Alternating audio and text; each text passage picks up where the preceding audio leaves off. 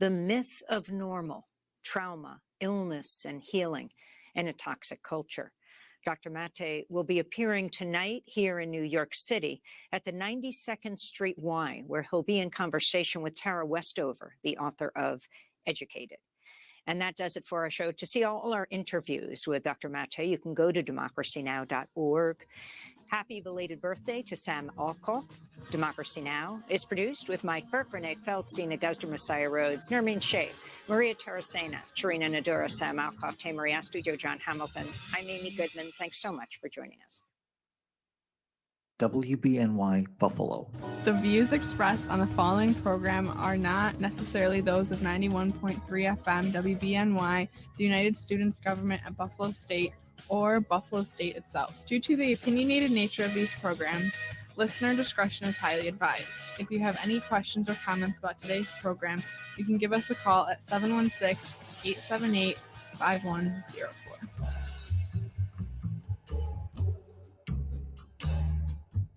To join Mr. Hare on today's Living for the People, dial 878-5104. That's 716-878-5104. Or go to facebook.com/91.3 WBNY and comment there. That's facebook.com/91.3 WBNY. Courtesy CNN. Most law enforcement agencies are actually quite reserved in their use of social media, which is why this garnered attention over the weekend when this official Customs and Border Protection account in West Texas began retweeting posts from former Trump advisor Stephen Miller. Miller, obviously a hardliner on immigration issues. Miller blasted law enforcement for not focusing enough, in his view, on violent crime and focusing more on, quote, those whose only crime is dissent. Those comments come as the U.S. Justice Department, first under Donald Trump and now under Joe Biden, have charged numerous people in the Capitol insurrection. You know, it's so interesting. When the reason why I went to this article, so that we could just get us to think about some things, it's not so much, focusing on Stephen Miller, although he needs to be focused on because he was a high official. He's a senior a national advisor to the president of the United States for 4 years and is still running around with the aura of having been, in the central administration of the presidency of this country. That is currency that allows him to be able to get speaking engagements all over the country, for him to get into, the doorways of organizations, private and public and so on, based on his aura of having been somebody who was a high official in our government. It's important for you to understand this high official is a person who is what they nicely we refer to him as a nativist, but he's with this cabal of people who actually believe that the Democratic Party and those who align themselves, the progressives in this country, are engaged in some national, international, intergalactic, conspiracy to replace the Caucasian majority in this country with a minority majority in this country. This is just about as nonsensical and stupid, as something could be.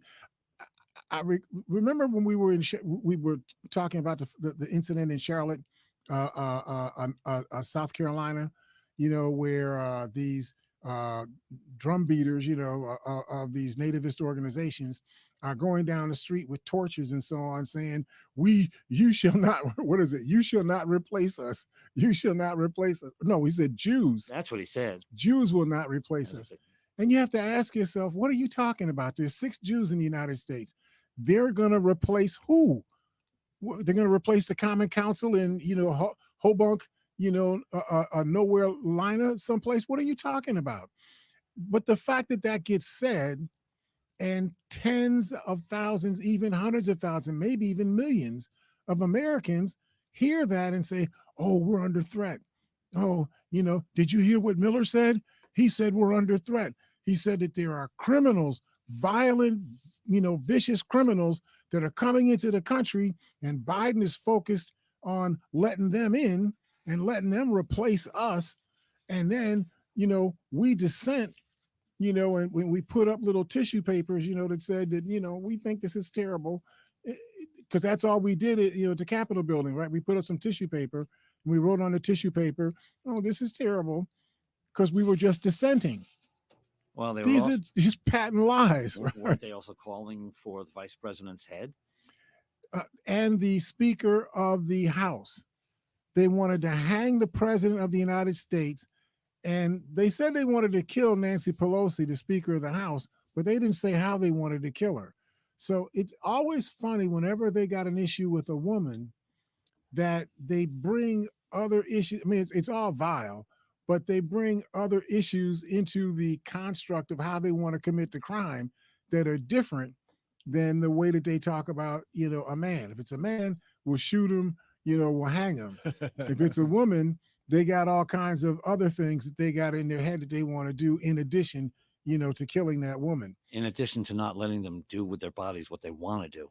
And why would we allow, James, you and I have talked about this so many times. I mean, we should be allowed to do like a 1-year program just talking about this. I just need for you in the audience to ask yourself the question. Don't take Nate Hare's view. I have a view, right? And whenever I'm saying my view, I tell you it's my view. I don't tell you that this is, God's truth. I'm telling you this is my view. My view is my body belongs to Nate Hare, period. There's no other context that you can talk to me about. My body belongs to me. If I want to put a ring in my lip, if I want to put a stud, in my nose, now I wouldn't do anything like that, just so we're clear, right? Well, it seems like a lot of other people do it. So Right. But, If I want to tattoo my head, what did Mike Tyson do? He's got like some kind of tiger stripe thing, Right. on his face, right? But he has the right to do that because it's his head. but Mr. Hare, what about nipple rings? What? See, now If I James want- is looking at he's looking at some raunchy stuff. I Why don't is look at that more anything with raunchy? I don't look at anything with nipple rings on. I don't even look at that stuff Really? Oh, at all. I don't even that stuff doesn't get on my desk. It doesn't come in my house. no, That's not I'll plead the my fifth. thing. But if you want to put rings in your nipples, if that's your stroke, that's between you and you. Mhm. yes. I don't even have a right to pass a law against it unless you tell me and document to me that if you put nipples and rings in people's nipples, that something will leak out into the environment that'll infect other people with COVID-19 or, monkeypox or something like that, then you have a right to restrict my behavior if my behavior is going to contaminate you. Mr. Hill, we getting a lot of likes on the TikTok channel. Is TikTok going to let this go? They like this. So- They like this kind of So topic. that might be just too much truth, Listen, let me just introduce the program. I haven't even told you who we are yet, right? This and the laughing, we'll talk about that in just a second, okay? But this is L. Nathan Hare. Welcome to our broadcast, focused on providing you insight into events shaping our national and regional world and the facts behind those events and policies that are shaping our world for today and for tomorrow. Join us weekly on Mondays, Wednesdays, and Fridays from 9 a.m. to 10 a.m. following Amy Goodman's Democracy Now! Program. And of course, our program is live, so you can call in and you can join our discussion. I hope that you will. Our number here again is 716-878-5104. That's 716-878-5104. We have been not blocked. We've been allowed into the 21st century. I've been allowed. We went to the door and there actually wasn't even a door there. It was just like an open, entry. Come on in. So we're in the 21st century now, right? Amen. But I still haven't learned a whole lot about how to do all the things you all learned how to do in the 21st century. So we have a producer who does that for us. That's Willie H. Welcome, Willie. Welcome everybody for Living for the People with L. Nathan here. I'll thank God for the Facebook viewers, our TikTok viewers. We also going live on Twitter, LinkedIn, and YouTube. And we're also here with our producer, James Braun. Welcome, James. Good morning, Mr. Hare. And between us, what we try to do is look at emerging facts and then try to understand what brings that set of facts to the fore. And then what do we think about it? Is there a position, that we have in relation to that set of facts? And then we share that with you and we look for you to respond and say, well, I see those facts, but I see them a different way. Now, the one thing that we'll fuss about is the fact itself. If we say that something is in the East and it's in the East, and you came on the show and say, no, this thing is in the West, and everybody on earth except you says that the thing is in the East, A fact is a fact. Okay. We're not going to argue about the facts, but you can have an opinion about something being in the East. You may feel like, well, I don't care where it is. I think it ought to be in the West. That's what we do in the program, because once you hear the view of the person that thinks it ought to be in the West, and you hear somebody else's view, you end up with a more rounded understanding of what's at stake. You may still have your same opinion when you get done hearing all of that, but at least you have the context of all of those views, in your mind. So I went to this article. This was written by Brad Dress, talking about Border Patrol to probe totally unacceptable tweets or retweets of Stephen Miller's posts. This was in the Hill online magazine. And I went to this not so much because of the expose on Stephen Miller, which I think is important. You should know if there's a Nazi who's right next to the president of the United States. A little rough. And well, I'm just giving you an example. I'm not saying that Stephen Miller is a Nazi. I'm saying that if you knew somebody was a Nazi and that person was a high official, maybe the deputy vice president of the country, or the national, security advisor to the country, if you knew that that person was a Nazi and that person was involved in not only promoting Nazi organizations, but Nazi causes, and that the policies that are being shaped by the president's administration are being shaped by this, let me say it this way, these nativists, or white nationalists or national socialists, type people. If you knew that that was occurring, if I know it, you should get to know it too. You should know who it is, that is driving policy in our government. Now, I don't have the authority to fire, the president of the United States, but I do have the authority to tell you that if somebody the president is hanging around with is an insidious person, I have the authority to tell you that. Now, if you say, well, that's not insidious to me, I'm cool with that, that's your right, right? That's your right. Can I take a quick break before I come back to this subject? Yeah. You initially talked about the issue of people having the right to control their body. We were just talking about that a little bit in the funny stuff we were doing at the beginning of the program. Yep. I really need for us to get this in our head. You have the right to your own life, to your own liberty, to your own search for happiness. That is your right. Now, all of us have that right, but just because all of us have that right doesn't mean that I get to take over your right and make your right my right. My right to my life is my right. Your right to your life is your life. Ask yourself this question. Now, you're talking about it's okay for the politicians, and Nazis and whoever else to claim that a woman doesn't have the right to decide whether or not another human being can live in her body. Or just being blunt about it, okay? Yep. When this becomes a fetus, when that egg and that zygote get together and it begins to multiply from 2 cells into 4 cells, et cetera, when that occurs, right, she gets to, well, the issue is that there are political posturers here who say that she doesn't have the right, the woman whose body that takes place in, she doesn't have the right to make a decision for herself whether or not she wants that to be able to take place in her body. Kind of like Lindsey Graham. Like Lindsey. Has Lindsey been pregnant 2 or 3 times? Not to my knowledge. But he has been some, well, never, I'm not going to say what I was going to say. Let's be polite. Yes, sir. So what we're saying here is if you feel that the woman does not have the right to control her body, I'm asking you to consider, if you're a man or you're a woman talking about a man, and the discussion is, well, I don't think that man should be able to have the ability to, what's the word, impregnate a woman.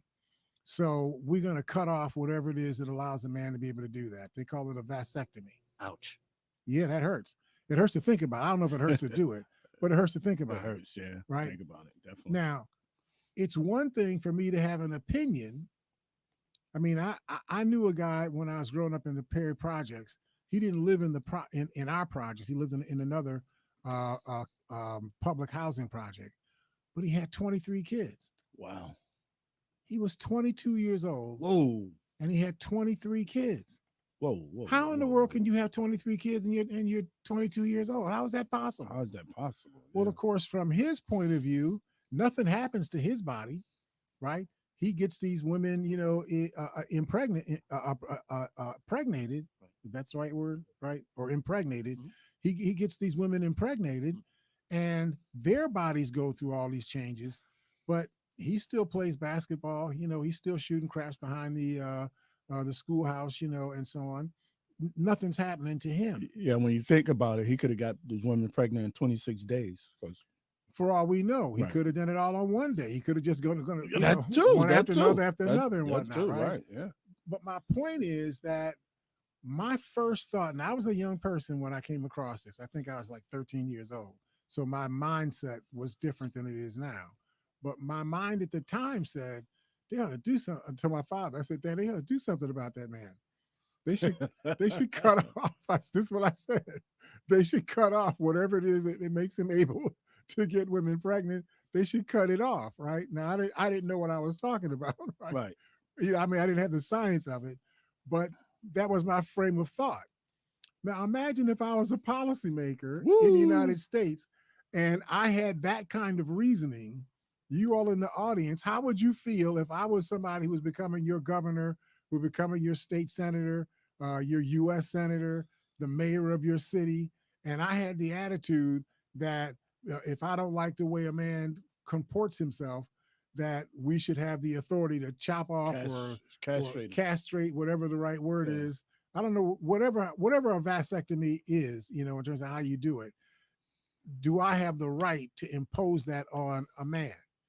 Because if you don't feel that I have the right to impose that on a man, by definition, you can't feel that you have the right to impose anti-abortion or or forced pregnancy That's correct. on a woman. You can't have it both ways. If it's wrong for a woman, it has to be wrong for a man. If it's right for a woman, it has to be right for a man. And I just want to make sure we have this in our head. We talk about these things all the time, That's correct. but we're talking around the issues. It's almost like this issue about the confidential papers that Donald Trump took. Whether they were confidential or not isn't even the point, but these papers that Donald Trump took from the White House to his house in Florida in Mar-a-Lago. And this judge, Cannon, who was appointed by him, you know, pretty cute judge. And I don't know if these things go together, but they seem to go together. And, you know, her issue is, well, I'm not sure that these are really confidential or classified papers. Who are you to decide whether or not these are confidential or classified papers? The government decides what is or is not a classified document. And it's the people in it, particular people. It's the Justice Department. It's the Department of Defense. You know, it's the Federal Bureau of Investigation. They're the ones who have and the President of the United States, they're the ones who have the authority to decide whether something is classified or not classified. The issue before her is not whether something is or is not classified. The issue before her is, does Donald Trump have the right to keep these documents at his house rather than send them back to the federal government? Now, the reason why I speak about it the way that I did is because any document that a president creates in the course of doing his work as a president of the United States, that document by itself, if it has nothing on it but a pink flower, it still is the property of the United States government. It is not that president's property. If he wants to review a document or study some sets of documents, he can go to the director of the National Archives and Records Administration, tell them what he wants to look at. They'll go through the library, pull the stuff out, let you look at it. If you need to take the stuff with you to look at it at home, they will call whoever they need to call in the Justice Department or in the Defense Department, whoever has the knowledge about that document, and ask, is there any security risk for this president to have access to this information? And once that authorization occurs, they would transfer the information over to the president. That's the system that we established in this country after the Nixon administration. So this is the way it is. To have a conversation that we're having right now before this judge about whether or not these papers should be given back to the federal government, the Justice Department is a part of the executive branch of the government. The president is a part of the executive branch of the government. We're talking about papers that are generated by one part of the executive branch of the government, these papers being held or being denied to another part of the another part of the executive branch of the government. That doesn't make any sense. But Mr. Harris, the Justice Department is part of the executive branch? Yes. How The so? Justice Department is not a part of the judiciary. The Justice Department is a law enforcement agency. But it's a law enforcement, but is it really part of the executive It branch? is a part of the executive branch of the government, Did not know that. not the judicial branch of the government. The city court, county court, family court, district court, appellate courts, Supreme Court, they're all parts of the judicial branch of the government. But the Justice Department is an investigative body. It is a part of the executive branch of the government. And so the documents belong to the federal government, period. They do not belong to Donald Trump. No matter what she says, her opinion is about what's classified or what's not classified, that's not the point. The point is the documents belong to the federal government. But we know why the judge is trying to determine whether they are. It's all a stall time. Exactly. So now she's running out the clock to no sooner Yeah, that's all. than November 30th, Right. but with the ability to waffle this thing out into January of next year. And then she'll come up with other kind of stuff, right? I mean, this is so blatant that you've got a judge who was appointed by former President Donald Trump, whose loyalty is more to Donald Trump than her loyalty is to what is the right judgment, the right governance of the United States. I just want to make sure we get that out there, because every time we have this conversation, we get sucked into a premise that is being given to us by people who have an agenda. What I'm trying to help us to do is to sift out all of the stuff that's just noise. For those of you that have taken some college courses, you probably heard about a concept called noise. Noise is you got a person who's communicating, and on the other side, you got a person who's receiving the communication. Now, what you would expect is I'd say something to you, you would hear it, and then you would say something back to me. Right.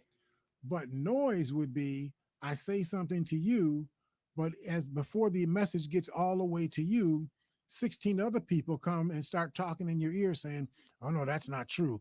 Those people in Ukraine, they're really Nazis. The Russians are trying to denazify, Ukraine." And you got people, throwing all kind of stuff in your head. So by the time the message gets from me to you, it's gone through this filter. That filter is called noise. Right. So what's happening here is people keep creating all this noise around the issue when the issue is fundamental. So every time somebody says something to you, This is a really important point. Right. Actually, this is a very important point, what you're bringing up. Right. every time somebody says something to you about this struggle over these hundreds and thousands of documents that Donald Trump stole from the White House. He didn't buy them. He wasn't giving them. He stole them from the White House. But my point is, Mr. Harris, do we know that he actually stole it, or is that what he's on trial for? well, the fact that they were in the White House, he left the White House, and 11,000 pages of documents from the White House are on the floor or in cabinets inside Mar-a-Lago, means somebody took them from That's the White right. House. Yes, sir. So I'm not saying that Donald Trump personally took them off the floor or from the cabinets and whatnot and drove them to the White House. But somebody Right. on behalf of Donald Trump took that stuff physically from the White House and then put it physically into Mar-a-Lago. Well, Mr. Here, I could see Trump going, "Hey guys, take that stuff, bring it to my house," without saying. I could see Trump doing that. I really could. That could be. And whether Trump should be held liable for that, or should the people that Trump asked to do it be held liable for that, That's for the judicial department, the judicial branch of government to work out. I'm cool with that. I'm just saying to you that the issue that's before us is not the issue of who Donald Trump ordered, to go get this stuff. If Donald Trump even ordered the person to get this stuff, Donald Trump might not have had anything to do with it. That's true, They too. could have just Yeah. said, this stuff all looks presidential. Yeah. Let's just take it over to Donald Trump's That's house. That's correct. And it could have been like 16 U-Haul trucks that came in and put the stuff in boxes and drove it down the That's floor. true. We don't know that. That's another investigation somebody else is doing right now, and we'll let that work itself out. The piece of it that we have in front of us right now is the documents themselves. Who has the right to control those documents? All of those documents are documents of activity, decisions, outcomes, data generated in the course of the president of the United States at that time, doing the work of the president of the United States at that time. The Presidential Records Act says, by definition, all of those documents, classified or not, silly or not silly, serious or not serious, all of those documents belong to the federal government, period. That's just it. Now, either that statement is true or it is not true. So Miss Cannon, the judge Miss Cannon, if she's asserting that these documents don't belong to the federal government, or she's asserting that I don't know whether the documents belong to the federal government, then say it out loud. This is what we're trying to work through. My contention is that what she's saying is somebody else has to make a decision about whether or not these documents belong to the federal government. To me, that's a false premise. The documents already belong to the federal government. They were in the federal government's hands. Somebody, either Donald Trump or somebody on behalf of Donald Trump, took the documents from the White House and put them physically into Donald Trump's resort, golf, whatever it is, in Mar-a-Lago, Florida. That is the reality. And so the issue is not whether or not she does not, in my view, have the what's the word? It should not be before her whether or not the documents are the property of are confidential or not. The issue should be, are these documents the property of the United States? In other words, is the Presidential Records Act a constitutional act? Because that's where this comes from. The Presidential Records Act says these documents belong to the United States. So if she's saying that there's a possibility that that's not true, then that judgment needs to be rendered. But that's not what she's making, and that's a decision that could be made fairly quickly. I don't see why that would take months to decide whether or not the documents belong to the United States or not. That's the part that I'm really having difficulty with. But let me come back before, because we only got about 2 minutes on this issue about this Border Patrol, stuff, right? One of the things that I keep trying to get people to understand is you have systems, you have police systems, you have customs systems and border patrol systems. The systems themselves are by definition neutral on the issue of race and ethnicity. They're just systems. This is how we process people to come across the border legally. Here's how we process people to come across the border illegally. They're race neutral systems. But the people who actually implement the systems, who execute the work of those systems, the customs and border patrol officers, if those people are nativists, if those people are white nationalists, if those people are racist, then the way they operate the system is going to operate in a way that's going to be very negative towards these people who you feel are not real Americans or not real candidates to become Americans. That's what's going on right now. It's no different than, like I told you with the O.J. Simpson, not O.J. Simpson, the Rodney, what's his name? Rodney King. The Rodney King case. You had 19 police officers that showed up, to a drunk driving, scene. The car wasn't crashed. He didn't have a gun. He's just stumbling around. People beat the dickens out of this guy. I mean, just wickedly Don't beat be the too dickens. prescriptive of TikTok. Okay, and I hope that TikTok read the story so that they know, that's what actually took You may be place. saying some TikTok buzzwords, Exactly, Mr. right? Hare. And so, The but TikTok police the- may be here any moment, sir. Watch out for the TikTok police. Right. But the point is that the reason why that happened is because not just the 4 or 5 people that did the beating of Rodney King, but the 13 or 14 or 15 other police officers that were there who didn't stop these people or didn't report these people for doing this brutality against him. That happened because those other people who didn't do the beating either sympathized or empathized with the people who did, or they had other reasons why they were sort of protecting, their fellow officers, rather than saying that these people were committing crimes against this American citizen. That's the problem. So in the Customs and Border Patrol system, if you have people that have racist attitudes towards Latin people or Asian people or whoever it is coming across the border in whatever form they come in, then you act out your attitudes in the way that you use your power as an officer of the Customs and Border Patrol. The validation of that is the article that we talked about, written by Brad Dress, talks about these communications that were coming from this guy Stephen Miller, talking about these people that are immigrants as being violent, dangerous, monsters, and the people who attacked the Capitol building of the United States were just engaged in dissent.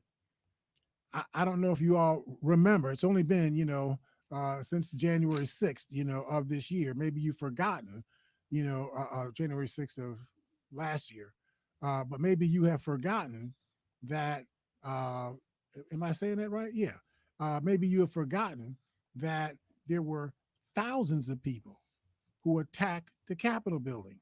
Not just 3 people, thousands of people attacked the Capitol building. People that call themselves Americans attacked the officers of America that were defending the Capitol building of the United States of America.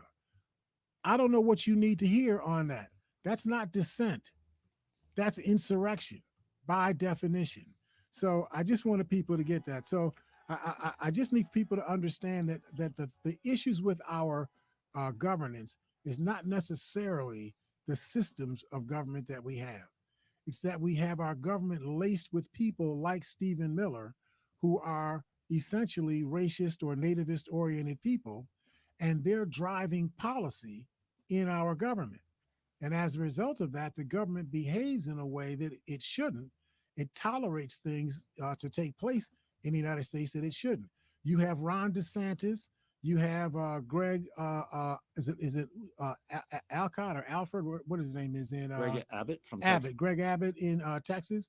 These governors who are picking up illegal immigrants, putting them on planes and dropping them off to a small city like Martha's Vineyard. I think they dropped him off in front of Vice President Harris's house. Her house, right? Last night. Wow. And see, the thing that goes with it, they're saying they're moving the immigration problem to places that are supposedly, sanctuary, cities and so on. But the reality is they should be sending money. If you're going to do that, you should first get the agreement of the city you're going to send the people to, that they know these people are coming. And then the same money that was given to you by the federal government to do that work, you should transfer that money to those places that are going to end up receiving those people. Listen, we got to take a quick break. I know we got a lot of stuff that we've been trying to talk about, but we had a lot that's on the plate. We'll see you all on the other side of the break here at Living for the People at 91.3 FM WBNY. What if one day you went to your secret hiding place and instead of what you came for, you found a phone number, 1-800-662-HELP? What would you do? Would you stop and give it some thought? Before drugs take their toll on you and your family, know that there is help. You can quit. For help with drug use, call 1-800-662-HELP for free and confidential information and treatment referral, or go to samhsa.gov/know the risks. It's easier than you think for pests to threaten your family's health. Ticks, which spread dangerous diseases, hide in tall grasses and even on your pets. Rodents easily invade your home, contaminate food, and can carry more than 35 diseases. Mosquitoes, which breed in standing water, transmit many diseases. Get the facts you need to protect your family at pestworld.org. It's that easy.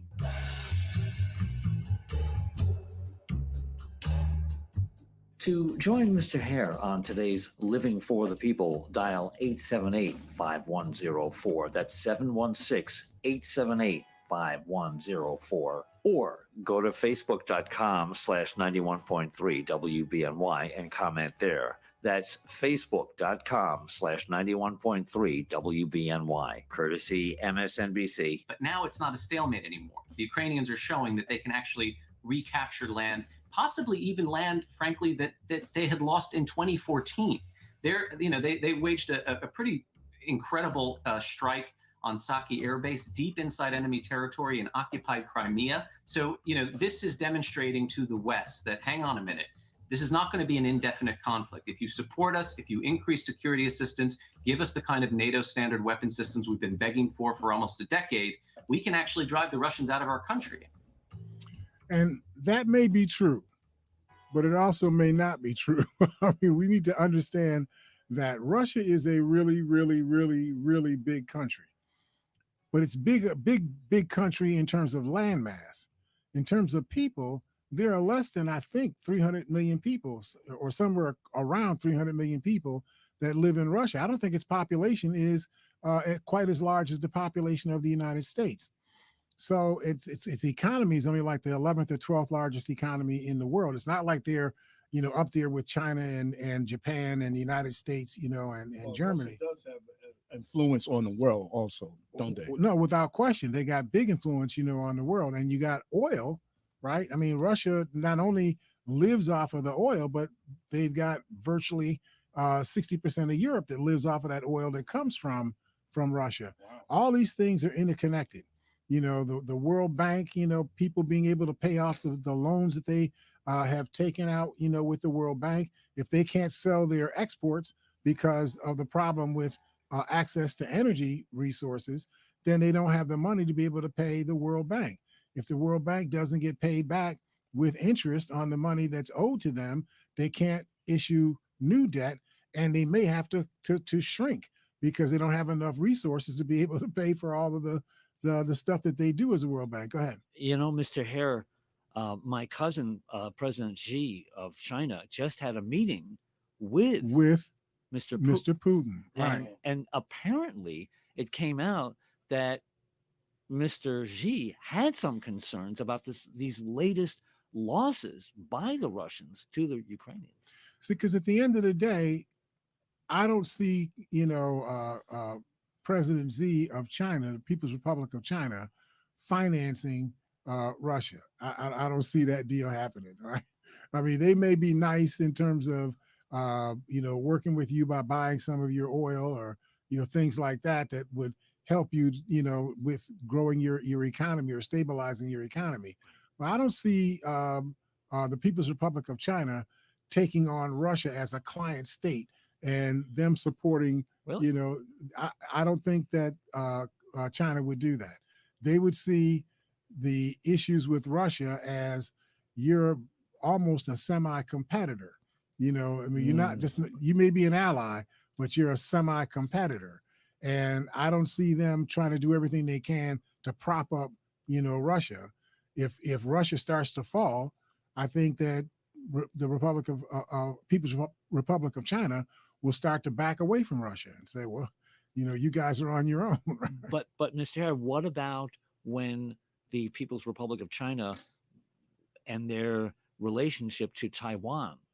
In other words, if the Chinese don't back the Russians in Ukraine, who's going to back I get that the Chinese are very well. See, that's a completely different issue. I've tried to get this across to us before. Ukraine has been conquered maybe 30 times in the last 1200 years, by people outside of Ukraine. But Ukraine is a separate country.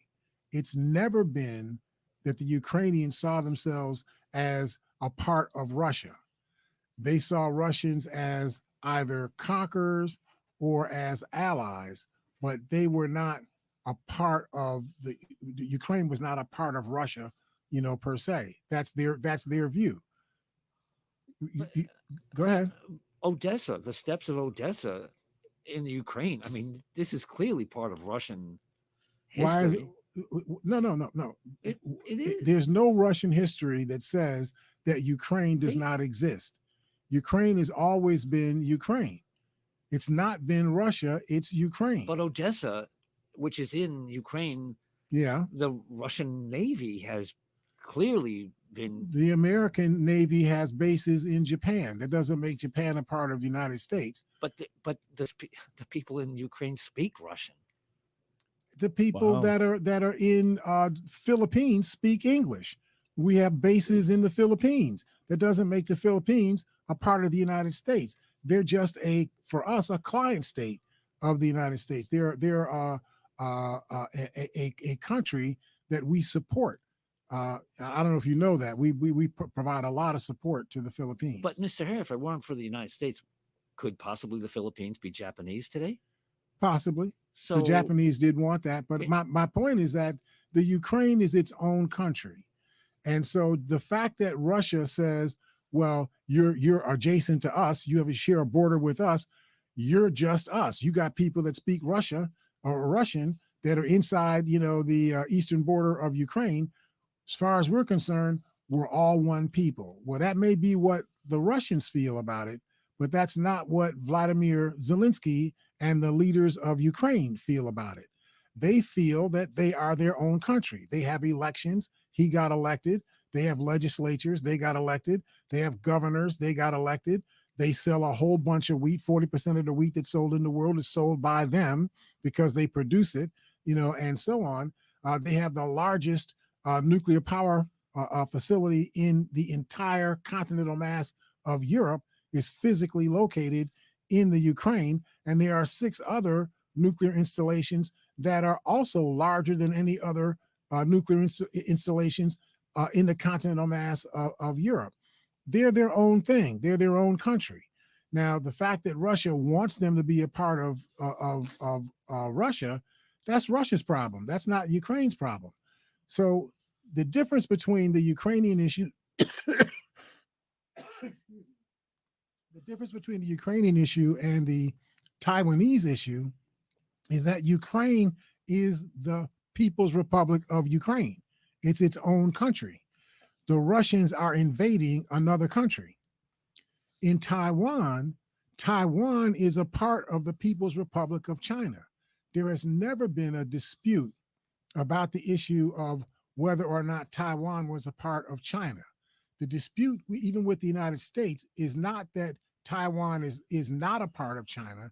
The dispute is that Taiwan has developed a governmental system and an economic system, the governmental system based on democracy, something somewhat close to the American version of democracy, and has built an economic system based on private capital and capitalism. Those things are not what dominates, or that's not the governance structure of the People's Republic of China.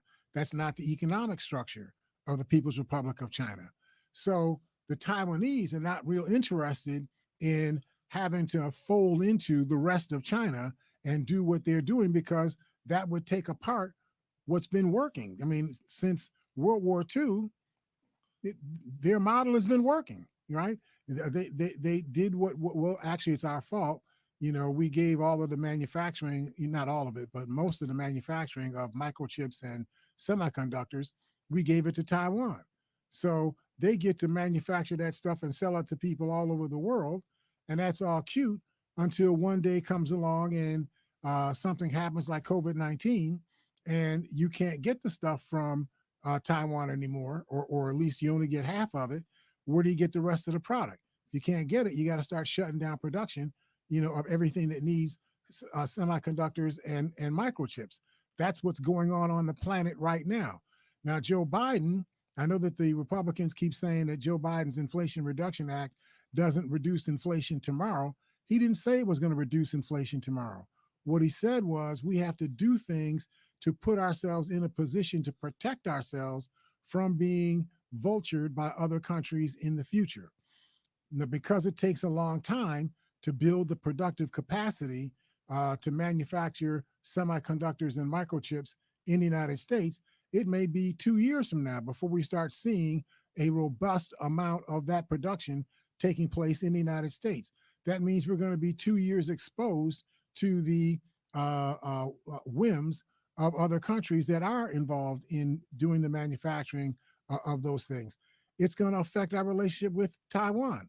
If 80% of their economy is based on selling these kinds of things that they produce to the United States and other similar countries, and the United States stop buying half of that stuff, we make it ourselves, then Taiwan's not getting that those transactions, so their budgets are going to go down, their revenue stream is going to go down. So the United States has to work out ways to filter through that stuff too. They got to work out policies that will be helpful so that Taiwan can make the transition economically from being so dependent on the American market and make themselves more dependent on a wider market, for other things that they produce. That's what the whole idea of governance is about. That's why you get professional people that know stuff to become the leaders of your country. You don't get people that don't read. You don't get people that don't seem to study, that don't have a framework based on expertise that they can make decisions about policy. That's why Donald Trump should not have been the president of the United States, because he was a poor real estate manager. And that was it. He was a poor spender of his father's money. That was it. He didn't show you, other than, being cute on The Apprentice, whatever that was, television program. He didn't show you that he had the acumen not to run for office, but the acumen to actually do the work of the office. When Bill Clinton was the president of the United States, if you didn't know anything else about Clinton, aside from the fact that he was, skirting around with that Monica Lewinsky woman, but setting that aside, your view of Bill Clinton was that this guy's if he's not a genius, he's a borderline genius. He's a extremely smart man. Richard Nixon, whatever your thoughts were about Richard Nixon, and your view of the Republicans at that time, Richard Nixon was a very, very, very smart man. And he put really, really, really smart people like Henry Kissinger around him, right? John Kennedy, really, really, really smart man. Barack Obama, a recorded, reputed genius, and so on, right? Then you bring Donald Trump into the game, and you got to make picture books for him to be able to read, presidential briefings and so on. That's just error. But the core I'm trying to get to here is that the situation in Ukraine is different than the situation in Taiwan. We got to keep that, straight. Taiwan is a part of the People's Republic of China and always has been. Nobody, even the Taiwanese, aren't arguing that they're not a part of, just like Hong Kong, right? Hong Kong is a capitalist, haven, in China, but they're a part of China. Shanghai, is a part of China and so on. So that's what the relationship is between Taiwan and the rest of China. But with this issue with Ukraine, Russia has gotten themselves into a situation with the Ukrainians where they assumed they could do what they used to. Remember what the Germans used to call something called a blitzkrieg? They just ran out real quickly, into an area and overwhelmed people. And as they overwhelmed these people, they took over large land masses really quickly. They would replace the governments in the villages. They'd hold elections, and whatnot, just like they're doing in Russia. They tried to blitzkrieg Eastern Ukraine and then take these little small villages and hold elections and hire, new mayors and whatnot. Well, you got a lot of Russian speakers who see themselves as more Russian than they see themselves as Ukrainians. But the people don't understand that in Russia, there are people in Western Russia who are near the border of Ukraine who see themselves as Ukrainians. So the fact that you have people in the Ukraine who are Russian speakers who see themselves as Russians, that does not justify the idea that you should be allowing Russia to reconquer, Ukraine. So the Ukrainians, with the support of the United States, with the support of the NATO countries in Europe, Ukraine has really mounted a extremely competent and able resistance to the Russian invasion. They're now moving to a stage where it's not even quite a resistance movement anymore. They're almost at a stage right now where they're able to take Russian territory. I mean, they've taken maybe 30% of the land that was controlled by Russia. They've taken about 30% of that land back. Go ahead. I noticed, Mr. Hare, in your notes for today on page 10, you're saying that in just under 2 weeks of brutal fighting, the Ukrainians have destroyed, badly damaged, or captured 1,200 Russian tanks. And that was as of Page the 10. 10th. That's as of the 10th of September. So from August 30th to the 10th of September, basically a 12-day period, the Ukrainians had damaged or captured 1,200 Russian tanks. In fact, they showed pictures and video reels of Russian tanks on their side. They had Russian tanks that they were dragging. Wow. They were towing, Russian tanks. The Ukrainians are actually selling, now they're selling wolf tickets now, so you have to be careful what people say, right? But the Ukrainians were selling wolf tickets to people that the Russians have now become the #1 source of military armament for the Ukrainians, because they got artillery that they've taken back. They've got tanks they've taken back.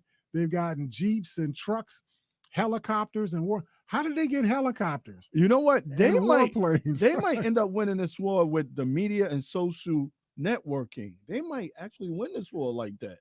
I mean, If you could convince. I want them to win because my father fought in World War II. 2 of my uncles fought in Korea.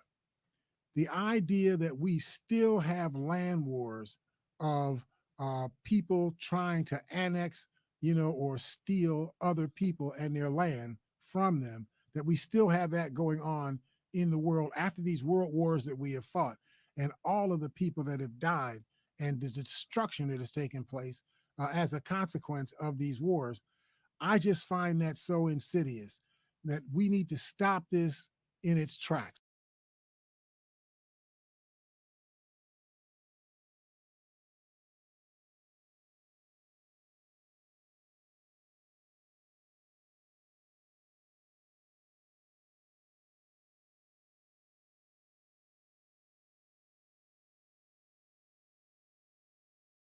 We need to prevent this from ever happening again. We're Ukraine. We don't mind talking to you. We'll go to your movie theaters. We can eat in each other's restaurants, but we pay taxes to Ukraine. We're Ukraine. You pay taxes in Russia. You're Russia. And it's okay. We're going to leave it just like that. If we don't stop this from occurring, not only will Russia keep trying to take satellite states like Uzbekistan or Azerbaijan and whatnot, Lithuania, Russia will start doing that, but you'll get other countries. What if India decides that we want Pakistan back, or we want Bangladesh, back, and so on? Who's going to say they're wrong? If you let it go down, in Eastern Europe, then why would it be wrong, in Southeast Asia? What if the Malaysians decide that, that border, that Vietnam and Laos have, with the Pacific Ocean, there's a lot of oil in that shelf over there. I think we want to take, Vietnam and Laos and make that a part of Indonesia. I mean, you would see how much chaos this would start in the world, right? And how would the United States be able to stay out of this chaos? We are so interconnected with so many people in so many different ways. All of this would affect the United States. Our livelihood, our ability to function is going to be dependent on our ability to defend, our supply lines, our economic relationships and whatnot. This is going to be chaos for the United States. So we really have an interest in preventing what the Russians are doing in Ukraine, preventing them from succeeding. We have a direct interest in doing that. Even if the NATO countries back out and say that, we still need Russia's oil, so we're going to back down, the United States can't back down. We have to ensure that this does not go down, that the Ukraine cannot just be conquered, by the Russians. Now, if the Ukrainians were to come back and say,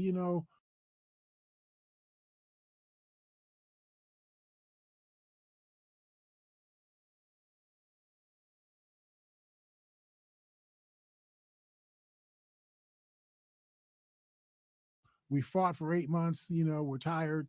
Yet my hope is that we stick this thing out until the Russians are driven physically out of the Ukraine. Yeah. Because if we don't, we're setting in motion something that we're going to hate ourselves for.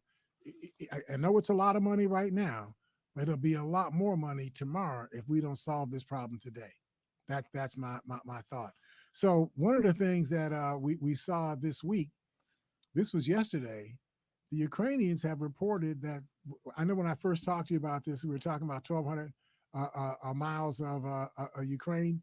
Now it's 1,500 miles of Ukraine, are back in. And when they say this, they have foreign correspondents that are going out into these territories with them, and they got film and video of where they are. I mean, they can prove that they're where they say they are. That's why I said they could win this war with social media. Seriously. Yeah.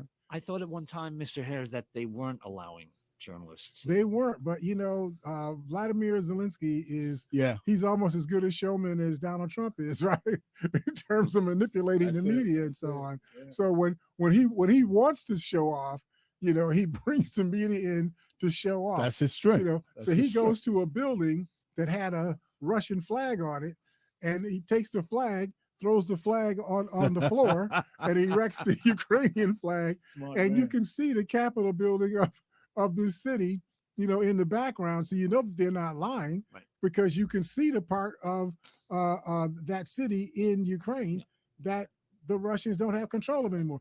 Then they're showing you tanks, that are on the side of roads and whatnot, right? Now, something that has not been talked about much that we need to talk about.